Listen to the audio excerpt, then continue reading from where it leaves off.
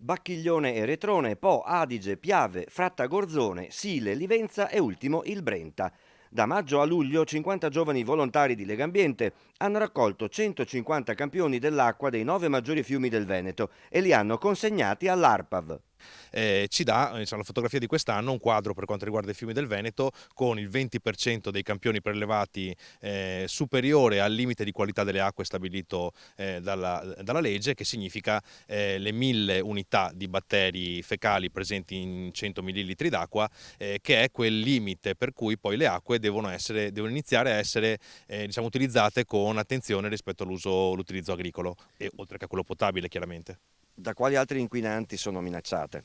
Sono minacciate da inquinanti chimici più invisibili, che sono gli inquinanti emergenti che noi abbiamo monitorato, ad esempio glifosate e ftalati, ma da altre forme di inquinanti che oggi molti veneti conoscono, la famiglia dei PFAS.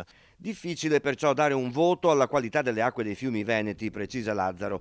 Troppe le variabili che influiscono lungo i nostri corsi d'acqua. I fiumi sono esposti non solo a un inquinamento diretto di chi scarica direttamente in quel corso d'acqua, ma anche a una mala gestione di tanti comparti, da quello agricolo a quello industriale, a quello urbano, perché purtroppo anche la depurazione urbana è un elemento centrale che dobbiamo guardare con molta più attenzione. Un dato sul quale riflettere è che la scarsa quantità d'acqua presente quest'estate lungo i fiumi almeno è poco inquinata. Questo ci fa in qualche modo tirare un sospiro di sollievo, perché con poca acqua che fosse anche inquinata sarebbe stato veramente un dramma dal punto di vista dell'economia, perché parliamo di impossibilità poi di irrigare i campi o di prelevare quest'acqua e di utilizzarla.